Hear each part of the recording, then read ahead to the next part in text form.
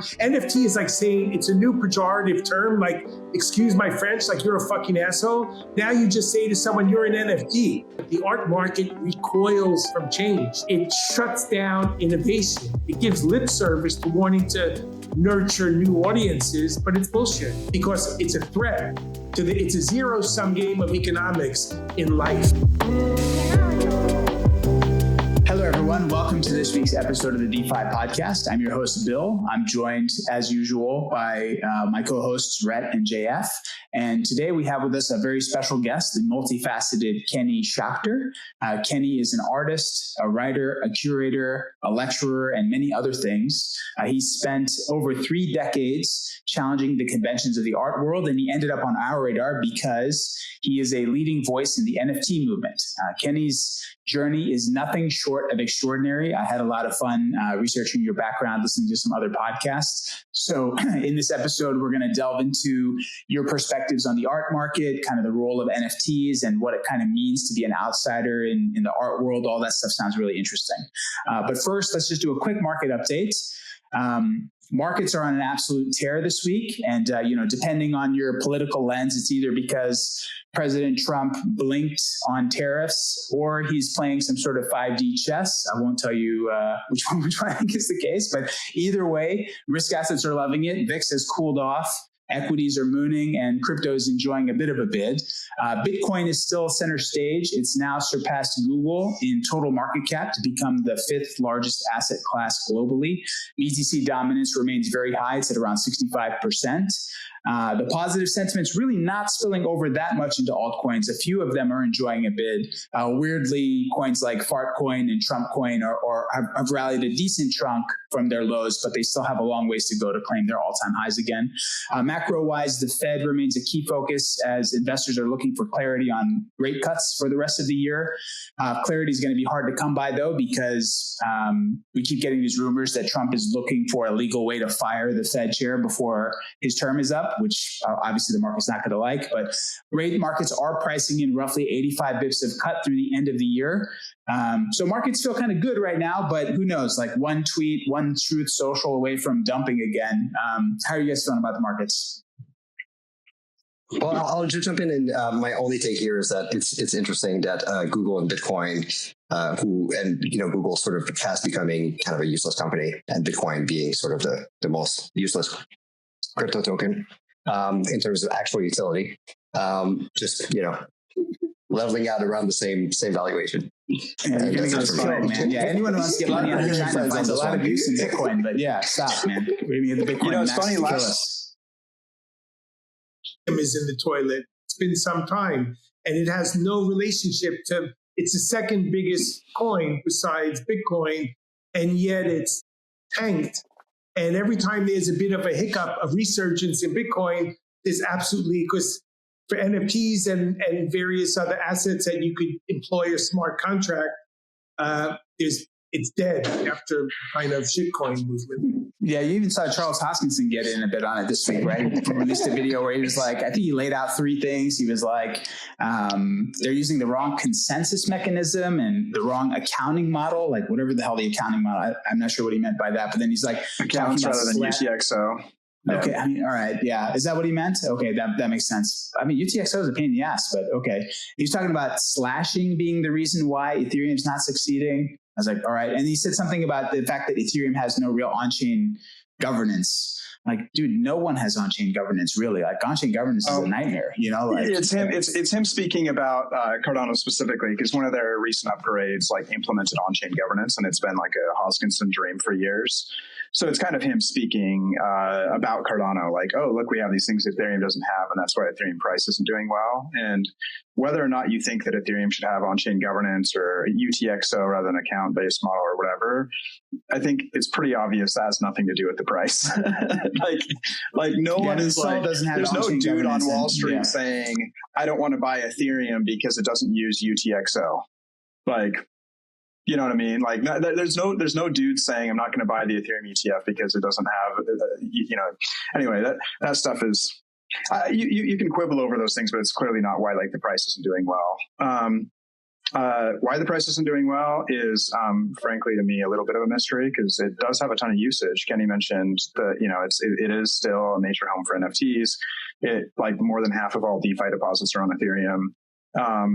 The price has lagged behind Bitcoin for sure.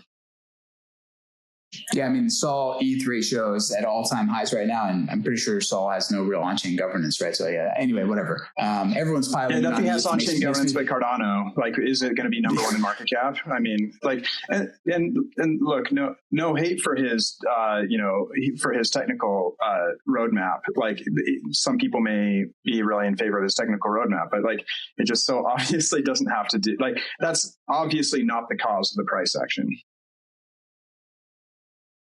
Understood. Okay. All right. Let's hop into something a little bit different, which is the protocol that you guys are working on, Rhett and JF. Had a big, last week or two. There was an Euler integration that happened on Avalanche, so TVL has kind of spiked. Do you guys want to talk a little bit about what's been going on with Avant in the last couple of weeks and where you guys are? What are you thinking about?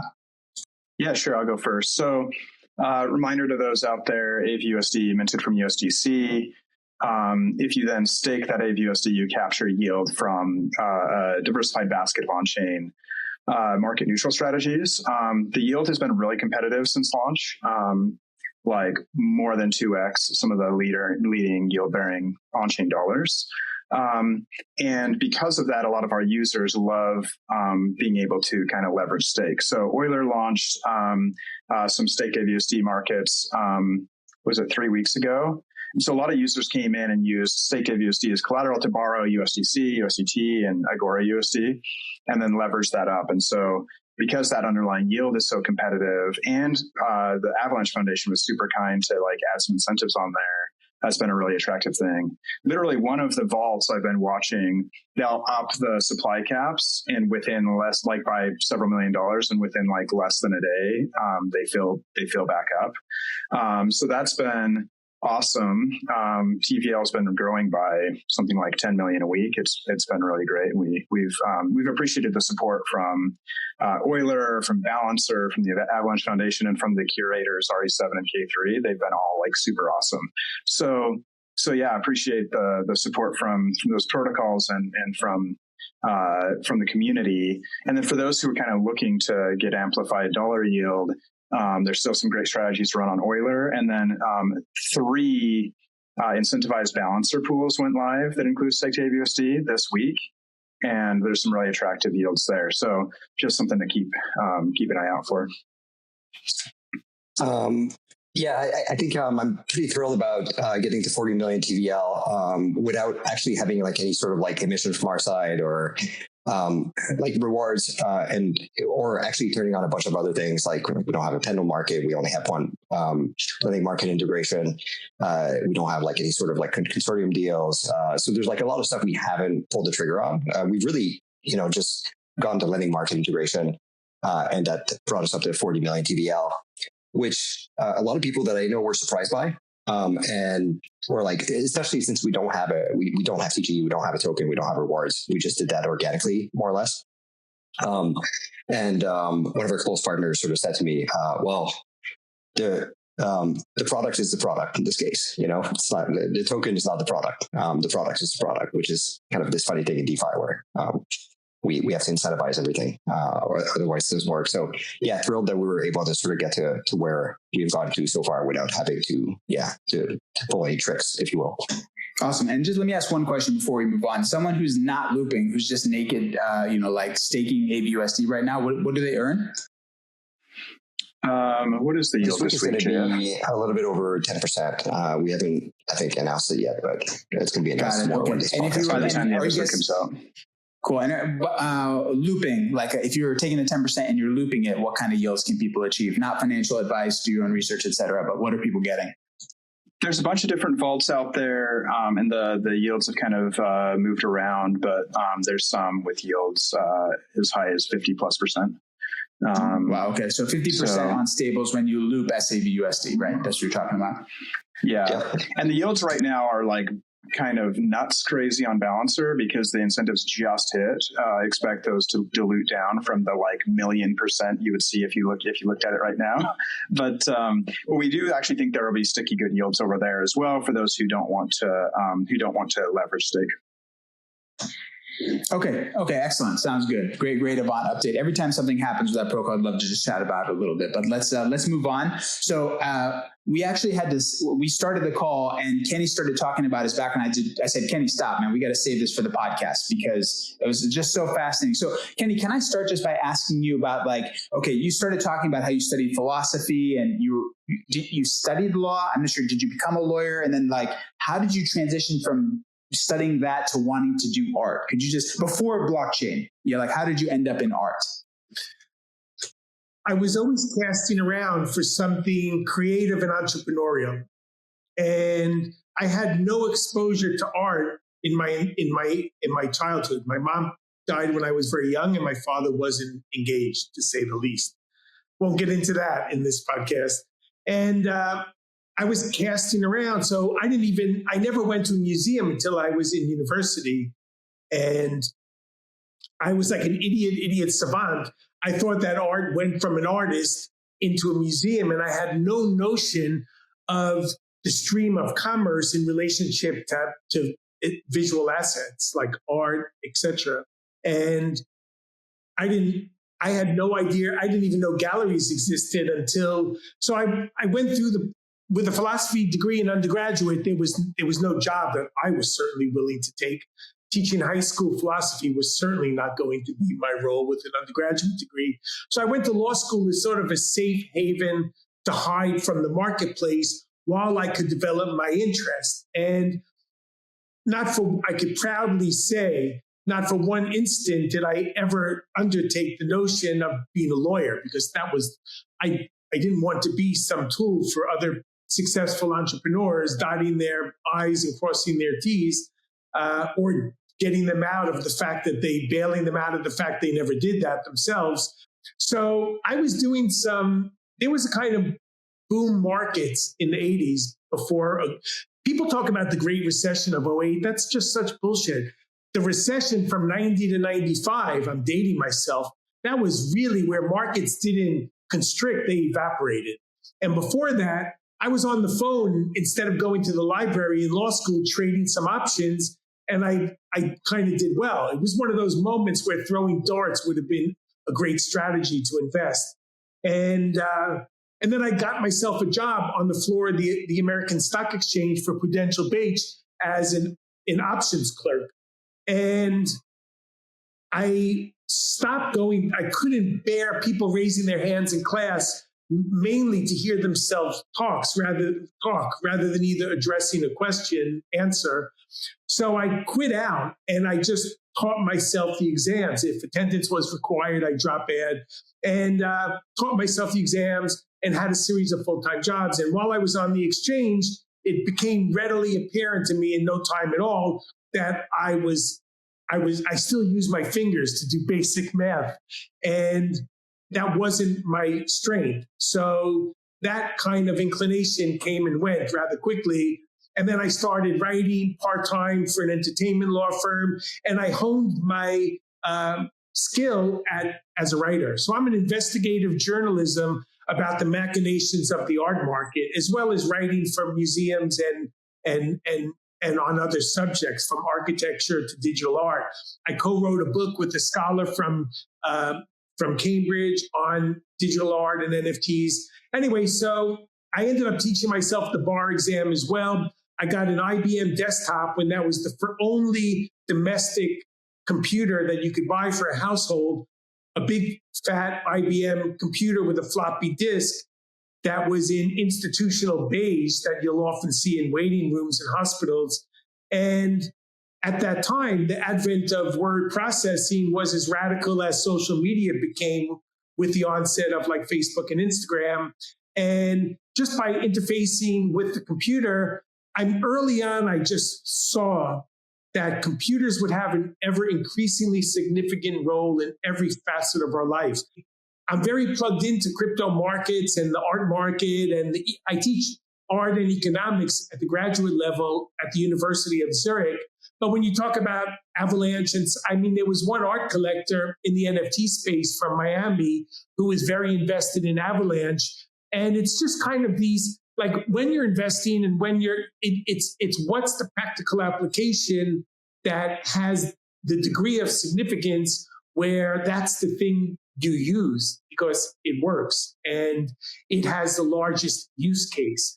So for NFTs in the beginning, it was only Ethereum by nature of the smart contract. That changed with Bitcoin. They developed a different way of creating digital art on chain, which is extraordinary because in 5 years, a good chunk of all of the extant NFTs will go blank because the only art that's on that you're buying primarily, if it's not a kind of a work that's code on the block on chain, like a generative algorithmically based art. If you're buying a visual work, the art, you're buying a smart contract that points to IPFS or Arweave, and you have to. I issued one NFT in 21, a series of 10,000, which became the norm after CryptoPunks, which is sort of like the holy grail of the beginning of the collectible digital asset. That was a whole new genre that didn't set out with the intent of becoming art, but quickly became a tradable asset that traded for tens of millions of dollars. But Kenny, sorry, let me pause for a second. I want to make sure I'm getting the full picture. So it sounds like you approach the art world, kind of in this roundabout fashion, like philosophy, law, maybe some Wall Street experience, but then you shied away from that and you're kind of like, we're interested in the intersection of technology and art, if I'm getting it right. But then at some point you forayed into blockchain, right? So like, what was your first kind of move? When did you first, when did it really kind of go down that rabbit hole? My mind is like an atom smasher, so I flit from wild tangents. But I mentioned the fact that I was intrigued and saw, like at the very time of the formation of Apple, these things just I just foresaw, having studied like these other things that were tangential yet related. It just, I have this sense, in the same way that I am just dead certain that crypto is going to be second. There are certain things in crypto that have to be overcome, the complexity and the criminality from hackers, but I'll get to that. But anyway, so I was casting around for something to do that would be creative and entrepreneurial, like I said. So when, after law school, I handed out a resume to 100 different fashion companies. You wouldn't know it by the way I look, as JF will attest to when we met. And I just thought that was a business where you could be creative. So I got a job just from handing out random resumes in the area in New York City that are with the greatest concentration of those types of fashion companies. And I got a job almost like Willy Loman, carrying around these 2 ginormous suitcases selling ties. And it was as bad as it sounds. It was an existential dilemma of major proportions. And then I stumbled in the late 80s. Andy Warhol died and his estate was being auctioned off at Sotheby's in April of 1988. It was this epiphany and a revelation. And I had seen his work in the museum when I was in college, probably procrastinating from an exam or having just recently smoked something. And I went to Sotheby's and I thought it would just be a bunch of Warhols. It was just like CryptoPunks. I didn't love the punks when they first came out. But a year or so later, I really began to grapple with it. And everything great, crypto, art, it takes time. Things that are of great historical significance, it's a slow burning process. Anyway, I stumbled into Sotheby's, and not only were they selling Andy Warhol's crap, which I hated at the time, but didn't want to hand out more resumes, they were gearing up for a yearly spring auction, which is coming up in the next 2 weeks in New York City. And it was art for sale. And it was, like I said, it just was this kind of revelation.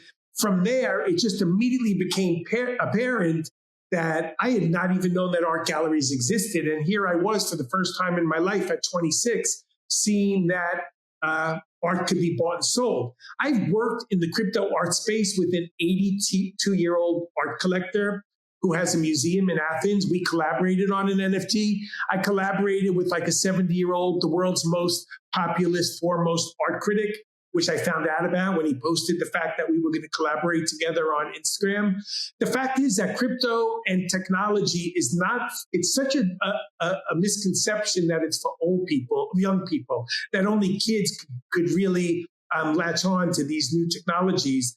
All you need is a deep-seated like curiosity and open mind.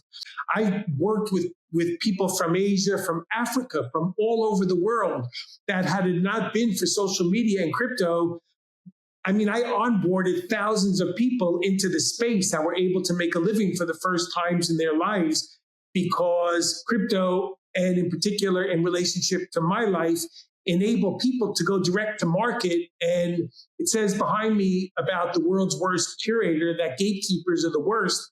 And that was the first time in 200 years. The art market model is based on Lloyd's of London insurance company in the 1700s.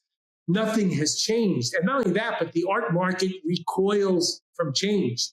It shuts down innovation. It gives lip service to wanting to nurture new audiences, but it's bullshit.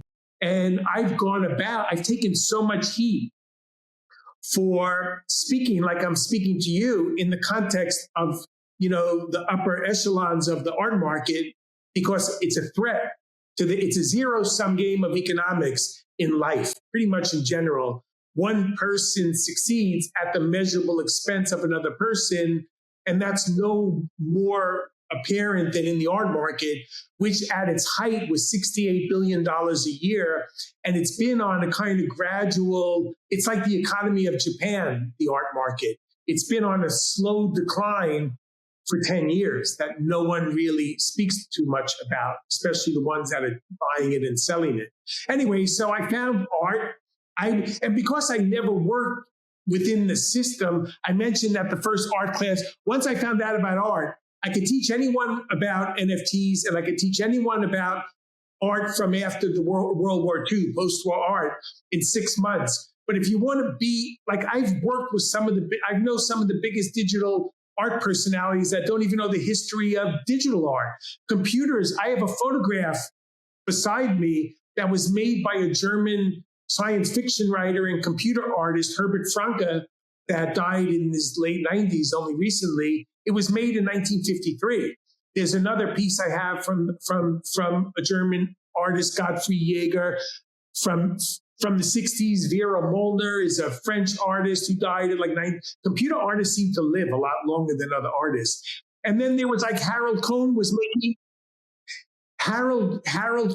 making digital art, AI art in the 60s. This is nothing new. Artists are opportunistic like investors. When there's an opportunity, they grab it.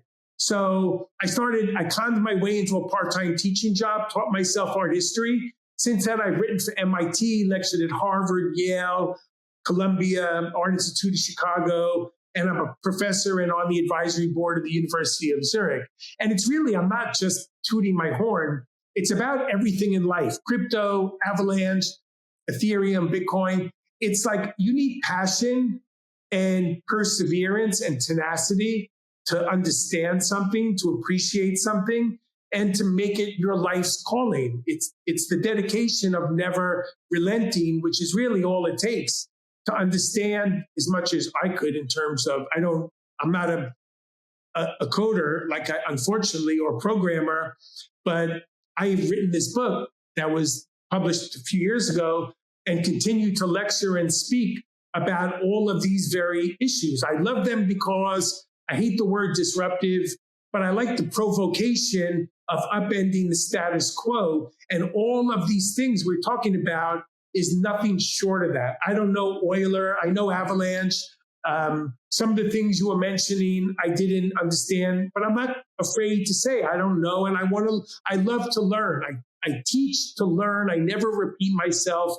And what I love about my life, what's left of it, because I'm much older than you guys, I have a boundless hunger to learn Okay, so Ken, let me get your take on something, because to be totally honest, I've been more like DeFi focused and not so NFT focused. But we did follow a bit the NFT controversy, which I'm sure you know about, which is like OpenSea used to not guarantee, but basically represent to artists who were going to put their art basically on chain, that they would get royalties, right? And then they basically got into a competitive market with Blur, which circumvented all that, right? Yeah, and then OpenSea essentially backed off and kind of rugged all these artists who put their stuff on chain and backed off on royalties, right? So how do you feel about that? I mean, from an outsider's perspective, I mean, I know nothing about art and NFTs on chain. You don't need to. Yeah.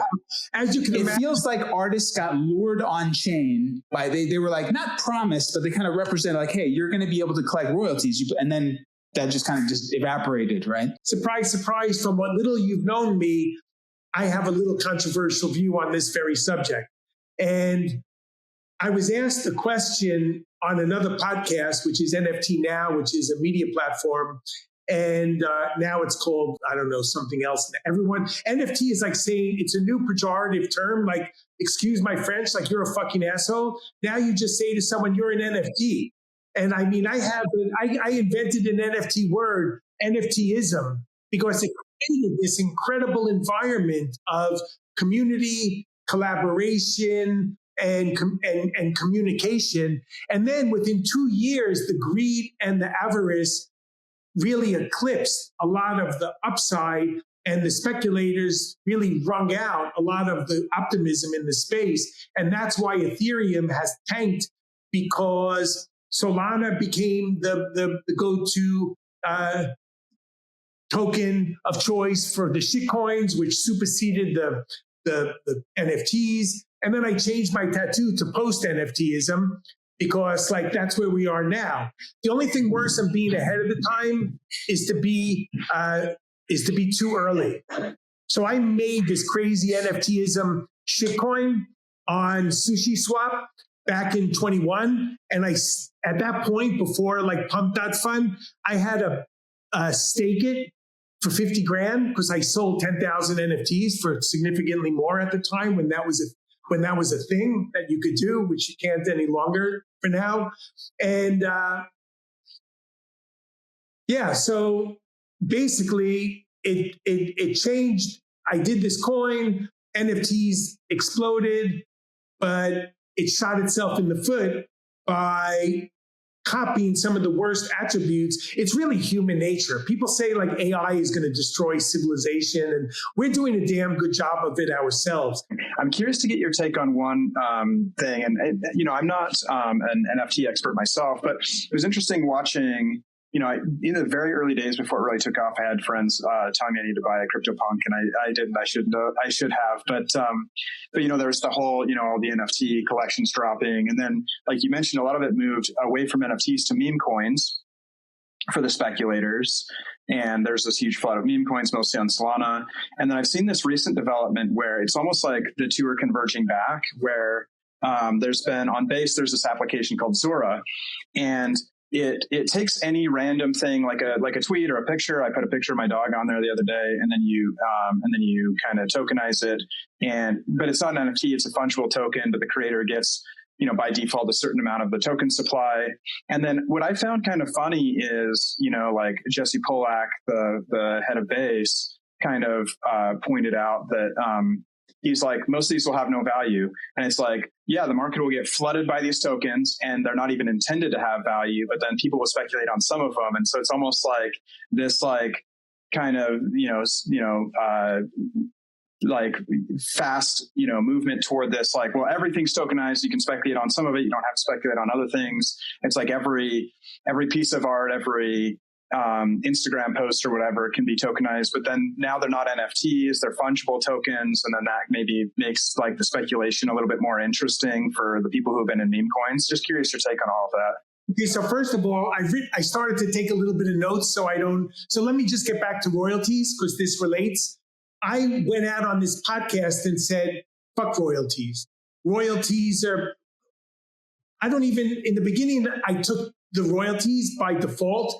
And I made I was lucky enough to in the art world, when you flip something, it's the worst insult that you could make to a collector. If you buy something with a short-term horizon, which is a painting or a sculpture, it could have terrible ramifications for younger artists, emerging artists that are creating their markets. So if the prices, so there's a primary market, which is the gallery before NFT, and there's the secondary market, which is typically Sotheby's and Christie's auction house. And the disparity which people arbitrage between, sometimes the gallery price will be significantly lower than the auction price because the gallery wants to keep the prices gradually increasing, not to cut off various collectors and museums, which help buttress the market. And sometimes the primary price could say 50 grand, and then the artist changes in fortune will cause the opposite to drop. And then the secondary price becomes lower than the primary. And it's crazy because in the art market, an art gallery could never lower the price for an artist ever, because then you're undercutting your own market. You're like a market maker what about all the extant existing collectors that bought it like priced at 10 grand? And they don't want to see the work offered for 1,000.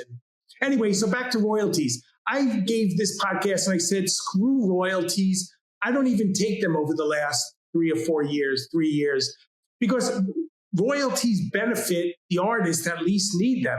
If you're not having a vital secondary market, boy, you're the least what are you going to get? 6 cents on a now defunct platform? Like half the NFT platforms, the biggest ones, are gone. Maker's Place folded recently. Nifty Gateway, that was bought by the Winklevoss brothers from another set of twins, oddly enough. So anyway, royalties to me, like if I have a healthy, fat market, I make money by selling my art. And if it sells at auction and someone changes, what I love, like within my NFTs were getting flipped within 20 seconds of purchase, but I was getting hundreds of thousands of dollars for a brief moment of time before the window closed.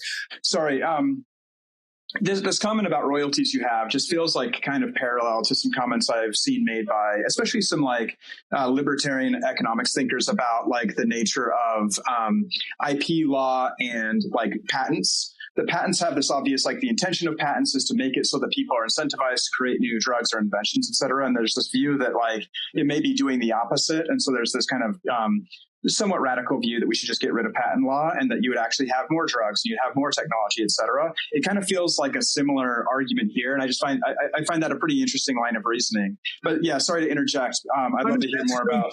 Which of course brings up another point, and then I'll circle back to the base. But yeah. There's a type of art like Picasso and George Braque early on in the course of like what's called like contemporary or modern art history, artists began collaging pre-existing material into their work. So Picasso was the first to like, and Schwitters, another German artist, incorporated elements of newspapers and various things into their artwork. And then there was an essay. I have a whole exhibition up now, a painting show, and the entire show there are oil on canvas paintings by a company called Matter Lab, and they're the only company in the world that created bespoke hardware to make robotic paintings comprised of oil on canvas. So I made digital art and outputted it onto oil on canvas, stretched tradition.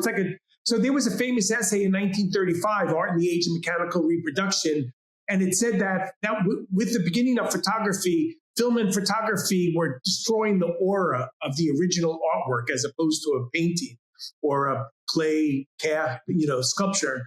And then there was like silkscreen in the 60s. That was, the pioneers were Andy Warhol and Robert Rauschenberg, where you could take a photographic image, create a screen, and then reproduce it with paint onto a canvas. And that was absolutely unprecedented. And to this day, since war, there's been numerous lawsuits that have been unfolding in the copyright space Warhol was just sued by like the photographer that took a photograph of Prince recently. There's another artist called Richard Prince who famously had a job for Time magazine, and his job was to cut out the editorial out of the magazine and give it to the editors so they can analyze after the fact a given issue of the magazine. And he began to look really closely at advertisements. And what he did was, whereas in the past, a photograph was capturing a fleeting moment on a piece of film, then you have this negative to reproduce it ad infinitum. And Richard Prince took this, he's now 75. He was the first artist to make art about Instagram in a super profound way. And he, of course, he has a body of work now called Deposition. He's got like an in-house law firm, practically. He's been sued so many times. And he took the Marlboro Cowboy and he took out the text, took out the cigarette pack, and he made this kind of classic Western narrative, which was like the fiction of advertising. And he hung this ad on the wall and then set up a camera and a tripod and re-photographed a photograph. And that became known as appropriation art. And this guy is a genius. Look him up, Richard Prince. And he made, back to copyright and patent law, because I when I was part-time working for economic necessity, when I shockingly passed the bar exam, I did some work in that field. And Richard Prince said this most amazing comment. In relationship to copyright law, he said, it's all a free concert now. Take anything I've done and do whatever you want with it, as I've done. He said, I'm in no position to enforce the little C with the circle around it. He said, just don't sign my name to it and claim authorship because you'll undermine my livelihood. And I think sure, I can understand if I work for Hoffman LaRoche and I've invested $10 billion on a pill, and then someone comes along and apes my work, that would be very disconcerting. At the same time, I've had my art copied, and when I've been doing so not only do I take no royalty, I minted a shit ton of NFTs, and there's something called it's like a community. You elect not to have a copyright, an enforceable copyright on your creative output. And I did that, and I have various friends in the crypto space that copied my art and made more money on my art than me. And that's, you know what? I take it as an honor, an accolade to be copied. Back to these new tokens, no one would take me seriously as an artist because I have a bit of a big mouth. And I write these very provocative articles about or I name the names in my writing, all the people that are buying and selling and screwing each other over, and the blatant, rampant hypocrisy in the art market where fake news is embraced. Everyone in the art market lies 100%. And the whole art market loves the lies. And I'm the only one who writes this material, and I have to do triple fact checking because pretty much every other article I have a legal threat, but my work is well researched, and I don't care because I have other means of making a living. But I began embedding my digital artworks into my writing, and that was the impetus for the onset of my NFT exposure, and that really shaped my entire career. Since I've had a lot of recent successes, all sprung from I made my first computer animation in 1993. I was making large-scale computer prints in the mid-90s. Then I was putting computer animations in my writing for ArtNet, and that's what I minted first. Those are my first forays into the space. But I hate the company I write for. It's a listed German company called ArtNet. It was the first computer database to publish auction prices, the history of prices. You could do comps. It was a database for price. Imagine not having before that, you could buy something at auction and turn around.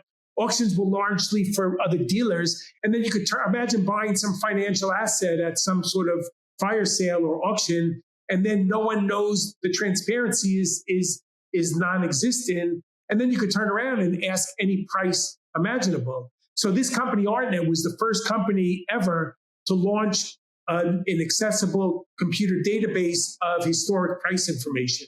And that really changed the way people buy and sell art. they own the editorial they have the biggest editorial section in the art market, which I write for, ArtNet, but they don't even, they sort of during the dot-com boom, the price went sky high, then it tanked, and they've never really had the wherewithal. It's a very nepotistically run company. I'm going to get sued again. And anyway, they don't even have an app. So I want to find a way. I've been looking, do I start like Piers Morgan started his own YouTube channel? Do I start a YouTube channel for my content? When are you thinking these thoughts roughly? These base tokens where you could sell your dog. Funny how it always starts with like a dog. That's how it's super popular. Yeah. People love dogs. Picture your fucking dog with your foot stuck in the picture. Like, anyway, I think these are great. That could be a major paradigm shift in like content. So you could converge the beginning notion of what an NFT is, the meme coins. That seems to me but the only problem, which I've read about these new tokens, it's like when you mint a second fungible token based on your content, post, meme, whatever it is, then you cannibalize your previous token. Like Donald Melania came out. Melania, yeah. And meanwhile, he's throwing a big dinner at Mar-a-Lago this weekend for the biggest holders of his Trump coin. You can't make this shit up. Only today does a president and then like Howard Lutnick just started a $3 billion crypto company. Did you know that? I did not know that, but I did hear that some traders were longing Trump coin and then shorting it on perps just to hold enough in spot to qualify to go to the dinner, but not actually have exposure to Trump coin. That's hilarious. It's the Trump carry trade. So this is interesting. Kenny, while we're on the Trump subject, since you're sort of an art expert, what is your take on this piece here and this collection and its influence on the space? What is this? Is this like the Trump NFTs? What is this? Yeah. This was before Trump coin, right? Like he came out with these NFTs. They're on Polygon.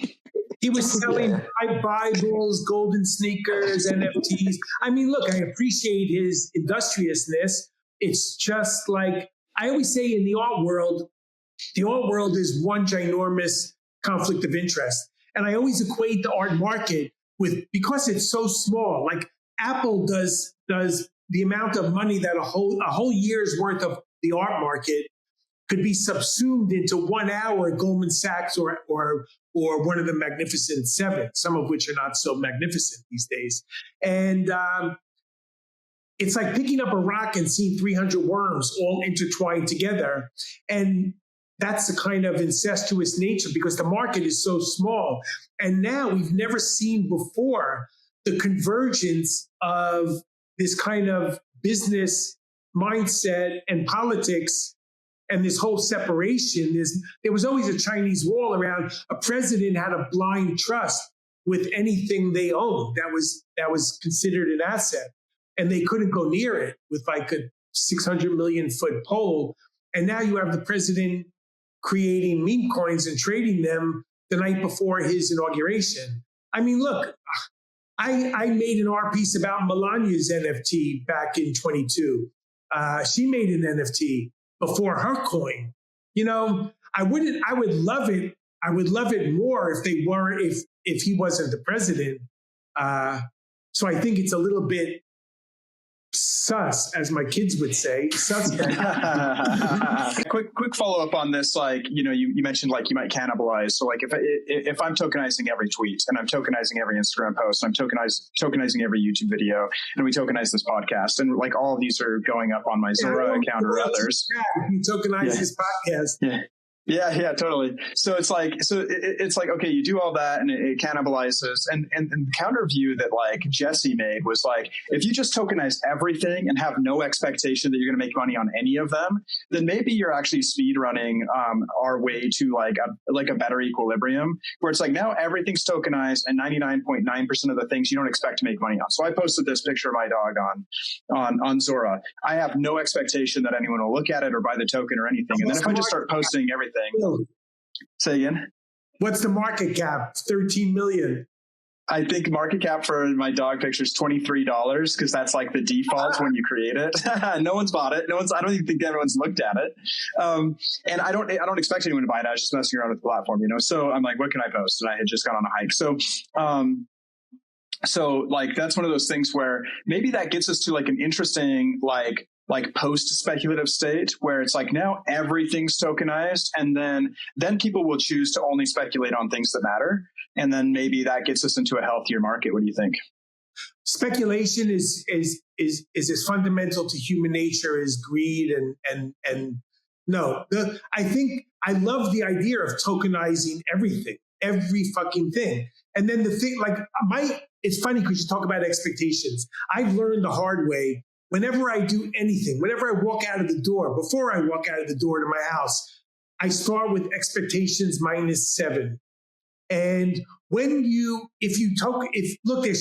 there's a Bell's curve in life of everything: integrity, honesty, brain. You don't need to be the brightest scholar to be successful. My dad, as awful as he was to me, said, like, you don't have to be the smartest, just work harder than the next person.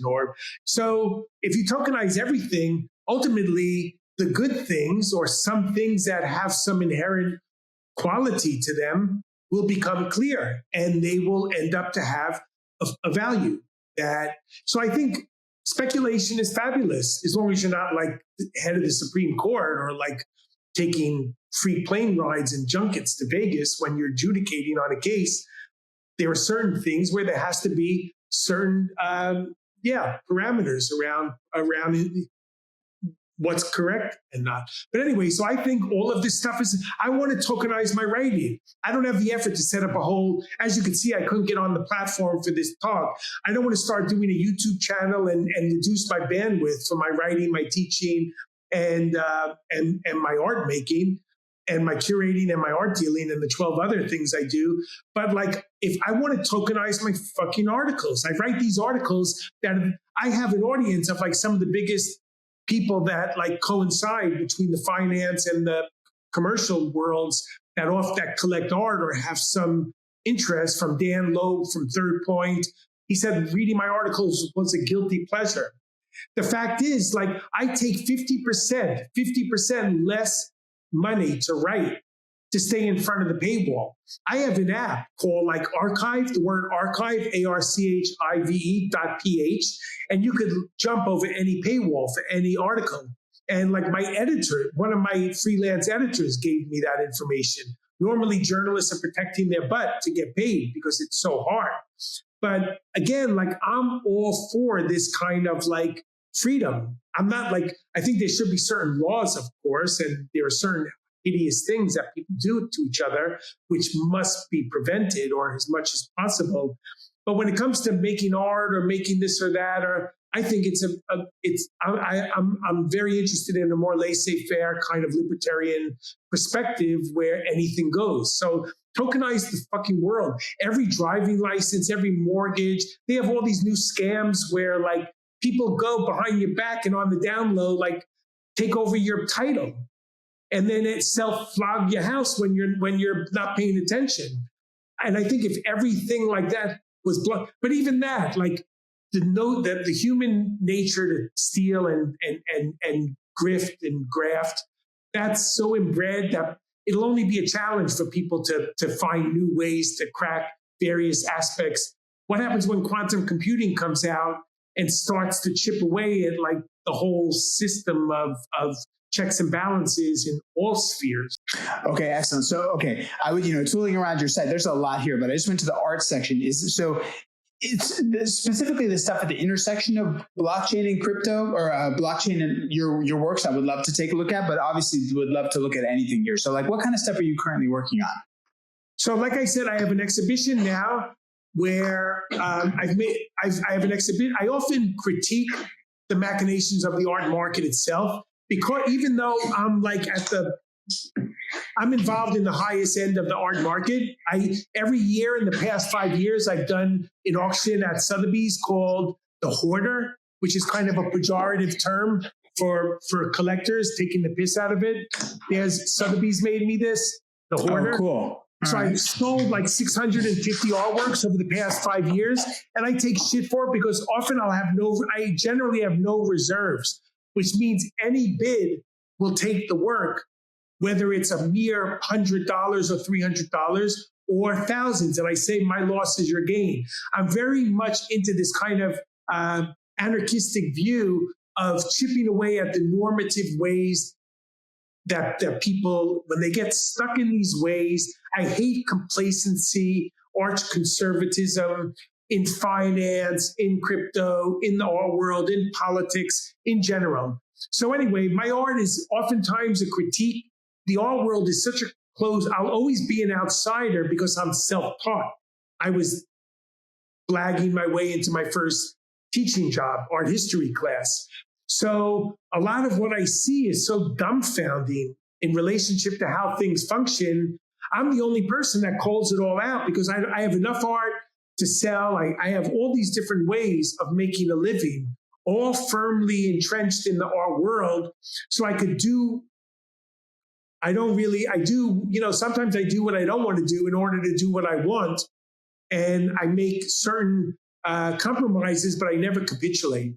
So you posted, there was an image of Jeff Koons, and I've made art about Damien Hirst, who is, probably one of the world's top 5 most successful artists. That's Jeff. I've made 30 digital animations about Damien Hirst's manipulation of his market and his overproduction. They're really, but it covers the gamut from animations that have nothing to do with any kind of criticism. They're just celebrations of technology and the history of art. I mean, to learn, there's Vitalik with his neck. He's got such a strange, he's a strange looking bird, Mr. Ethereum. And I read this most incredible book, The History of Ethereum, and he was really a visionary. He wasn't really getting his hands fully dirty on the coding end, and maybe we're seeing the ramifications of that now. But excuse me on that one. You could, and then like, wait, so this is sculpture? Okay, interesting. All right. That was the Olympus DAO used to. Everyone would post that from Olympus DAO. Not that exact one, but the elephant with the elephant sucking its own dick. I love that. It's great. Yeah. That image original. Well, leave this one on. I also want to talk about hacks before we go. Oh yeah, let's do it. But what I love to do. So I have, through my crypto work, I was able to get one of the most conservative, important galleries of conceptual art in Germany to become my art dealer. All of my success in the traditional art world, the art world success affirms success. And I think that's true way beyond the art world. People want to, if you're just starting or if you're constantly creating new ideas and new companies, there comes a point where, people want to invest in what's succeeded. And in the art world, because the opportunities are so few and far between. So anyway, my dealer, I got all of these great opportunities from my crypto work and from that. But like my dealer, I made some paintings based on a whole digital project and sculpture. And my art dealer in Germany said, your paintings are awful. You should never paint again, nor for that matter should you pick up a pencil and draw. And I thought, well, that's not very nice thing to say, but I used it as inspiration. Like I had a review of my show up now that said all my art's going to end up in a landfill. And that was really like the person came into that show with a preconceived notion of how they were going to write me off. When you hold yourself out there as someone who challenges existing status quo systems, you're going to get attacked gratuitously. But anyway, what I love to do is I can't draw terribly well. I draw like a child, which I think is kind of cute. And so because I can't paint, I don't want to learn how to program. I can hire a dev to do it. I don't want to learn to paint. My kids are like, just take a class. I don't want to take the time to learn to paint because I have a different way of approaching art. And I take it, that was the image, the green image was the last soldier in Afghanistan.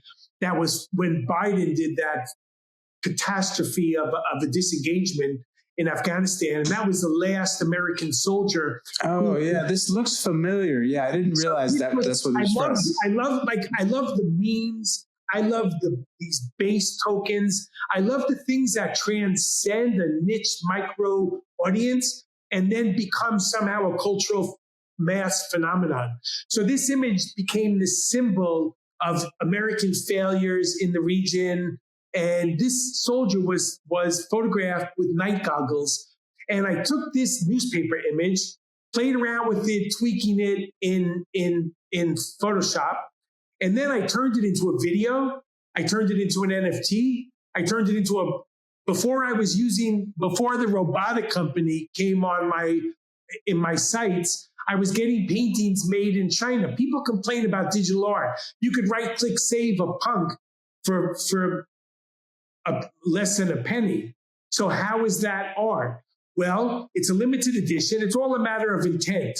So I could take any Van Gogh painting and have it meticulously rendered in paint on canvas to the extent that no one would even recognize the fact that it wasn't authentic.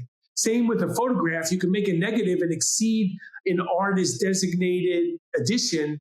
So I took this image, I made an NFT. I had the image painted in China for $150. And then I had this. So I love jumping between like scanning, creating on my computer, either making my own image, using text, manipulating there's so many images in the world. There's so much information in the world. Do we really need something new? Or is there enough to work on in the past where you can just build upon what's been done already? And that's what I do. Got it. Sorry, my mic was on. Sorry about that. Okay, listen, Kenny, we could go on for a long time, but these guys are. There's two questions I got to ask, and then we got to wrap it up because we're already over time. I just want to do the one hack story. That's the first question. Yeah, tell me about the hack story. Yeah. So I've been hacked numerous times because I have a high profile.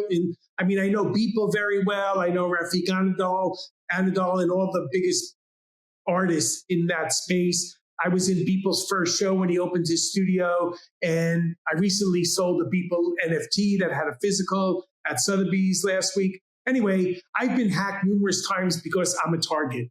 I have a friend who's a huge artist in the UK, one of the world's most significant, profound living artists, Tracy Emin, who's a British artist.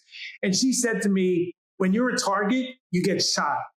So I had the most ingenious AI assisted hack. It was so good, I wrote about it and had to tip my hat.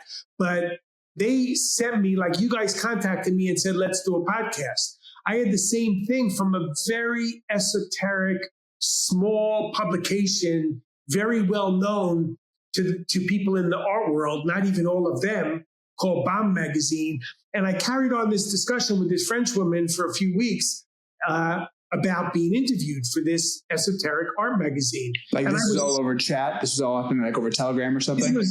Well, I'm more like a old school, like I don't go into Signal and Telegram. I did Discord for 2 years when I had a successful PFP project, just because I had to sell my soul, which I sold for $80 in NFT, but sold a lot of them. I was always looking to sell my soul.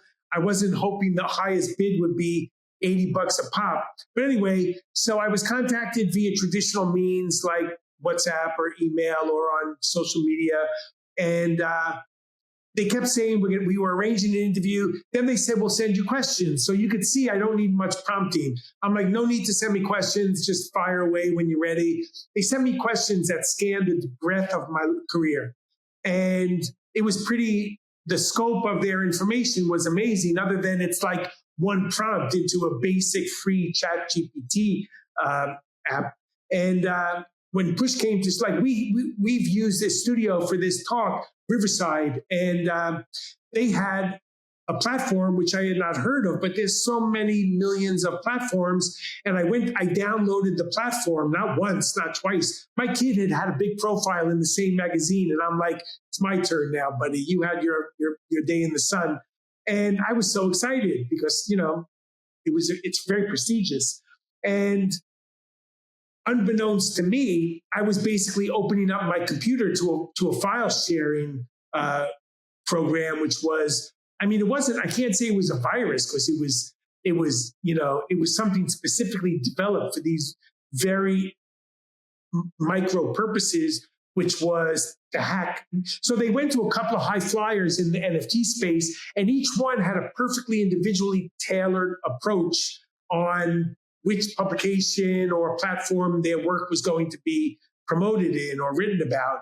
And then the next day, I had this hack, and of course, I'm not stupid. I have a ledger and have the chunk of the money in my biggest NFT collection in a ledger. But some of the problems with NFTs and crypto are the gas fees, the transactional costs.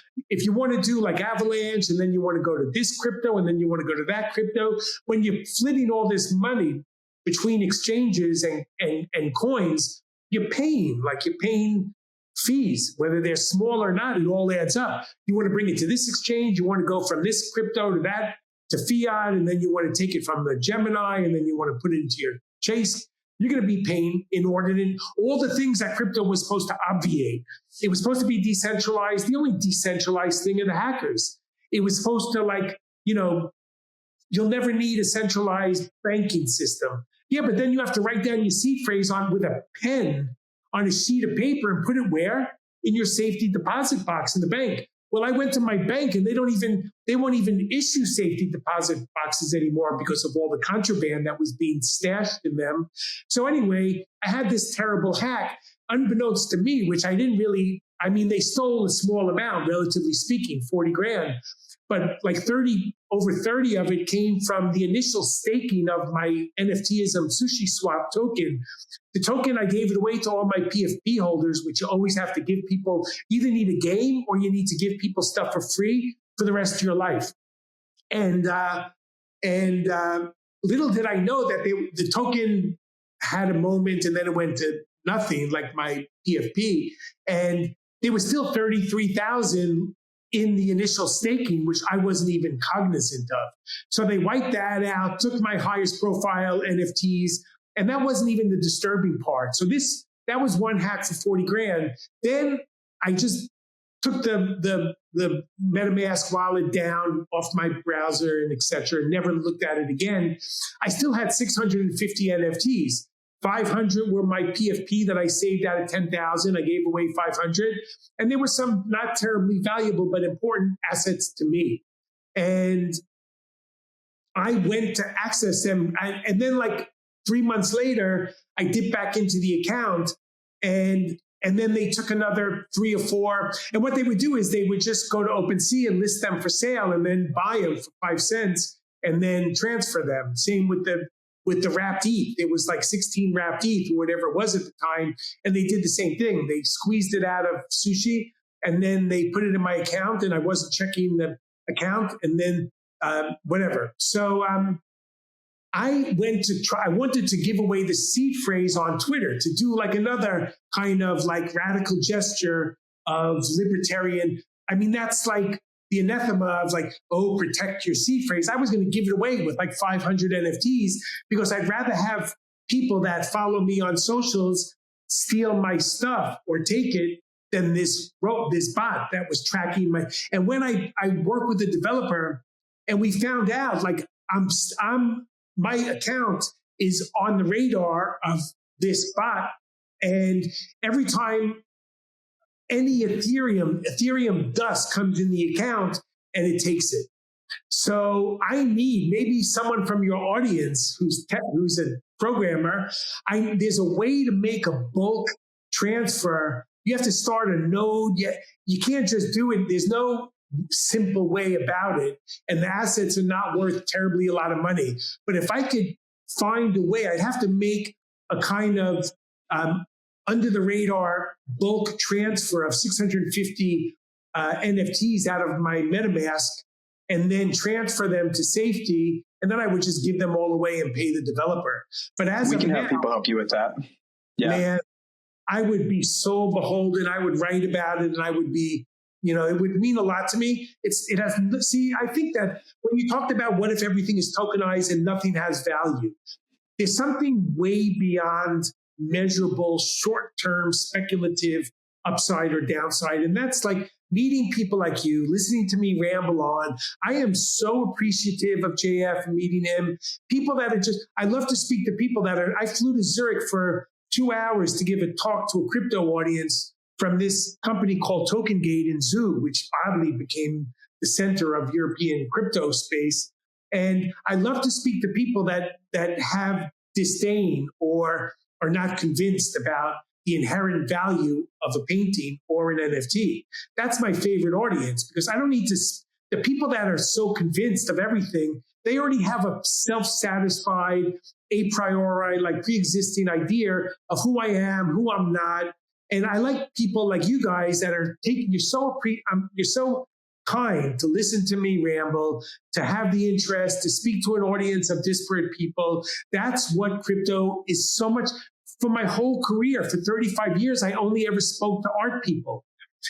Crypto, I had an opening in Berlin and there was mathematicians, programmers. When you could draw people from these different economic strata, people from different continents. I work with this amazing Nigerian artist. I curated his work into shows, a crypto artist. He was making images on Word because he had no software to make an image. And he became a millionaire as this amazing, and he was gay. He's gay and has to live in secrecy from his own family because of what would happen. And the guy is a hero. And not that I curate him before I spoke a word to him, dealt with his art and collected it. He came to my house and we traded for a sculpture for a one-of-one NFT. And speaking to you, that's way more attractive to me than speaking to some jaded asshole in the art world that already has an opinion about me. I get judged, attacked before people even have a chance to listen. And that's terrible. Yeah, I'm glad that the crypto community has been so much more welcoming and friendly and open. I think that's great. By the way, your idea of giving away your seed phrase. So I'm sure this has happened before, but I kind of like the idea of seed phrase Easter egg hunts or something. You have some clues, you can get the different words. Easter egg hunts. I love that. I mean, I get inspired by talking to super cool, intelligent, fascinating people like you. I want to learn more about Euler. I want to learn more about your product and the avalanche-based. What's it called again? Your company? And it's called Avant Protocol. I'm interested about Avant. I get so inspired by this conversation. It takes me outside of my comfort zone. The reason I'm old and I have the energy of a 12-year-old and the maturity, but that's because I love talking to people like you. I love my life. What a great way to spend. And now I just thought I could make a token out of my seed phrase or something and then keep putting, I just love to be inspired by unconventional approaches, ways of thinking. I take nothing for granted. I take no people for granted. And I just think if the world was a little more like this, your generosity of spirit, your generosity of giving me the time to speak. Back to making money. And I'm not looking to sell anything. I'm one of the rare people in the NFT space. I didn't even mint NFTs in the first instance to flog them. I just thought it would be a great way to get new eyes on my art. And I made $4,000. And I thought that was the best thing that's ever happened to my career. And at that time it was. And then it became exponentially better until it stopped. And now I have to go to other methods. But I'll never give up that because it's my life and my tattoo. Yeah, I love it. And I love the tattoo. Can I I don't know if any of you guys heard of, I actually thought about going and participating at one point, but there was a New Mexico, Albuquerque based, maybe not Albuquerque, but New Mexico based artist who put a bunch of gold and gemstones in a box and buried it somewhere and wrote a kind of a poem that was a clue to get it. And it was supposed to be $10 million worth of valuables. And for 10, 15 years or so, people would look for it and no one found it. And then literally months before the guy died, someone found it. What was in it? Well, he just said, "Hey, I confirmed someone found it." But so the assumption is it had, 8 figures of gold and gemstones and whatever. But I think something like that could be so interesting with a seed phrase where you have some seed phrase of some wallet with a bunch of valuables in it and you break it up and put it in boxes and bury it in the desert and write someone like some clues. It's a great story. I love the absurdity. Like, humor is so important as a defense mechanism and for life. I love the story, which I'm sure you've heard about. A guy in the UK hid his ledger, and today it's got like hundreds of millions of dollars on it. And he hid it so well, like in a garbage bag in his studio, in his office, and then his wife threw it away. And it's buried in a landfill in the UK that's like 5 football pitches big. And he has done everything humanly impossible, including litigated, to try to get permission to dig up the landfill to find his ledger. Can you imagine that? So like, it got to the point where his last recourse was to sell tokens in the buried ledger with hundreds of millions of dollars on it. And then the judge wouldn't give him the IP to own the rights to his own ledger because it's buried in public property in a waste zone.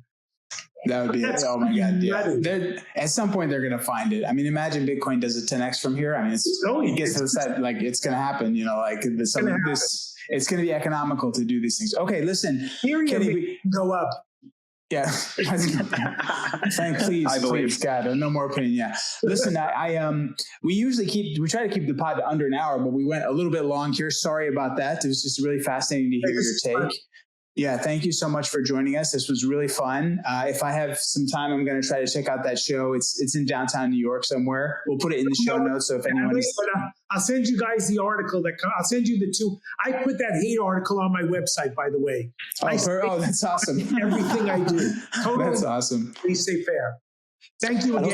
I'd also love to have you on future pods when there's like big NFT things happening, or maybe doing a pod about the future of NFTs would be like 100%. Yeah, I think that'd be great. In a separate side chat, Kenny, I'm arguing with these guys that we need to wrap it up. They want to ask you 20 more questions. That is the nicest thing. Okay. That means the world to me. Thank you, guys. I'm going to leave my computer. Do what you got to do. And again, I hope to meet the guys I haven't met.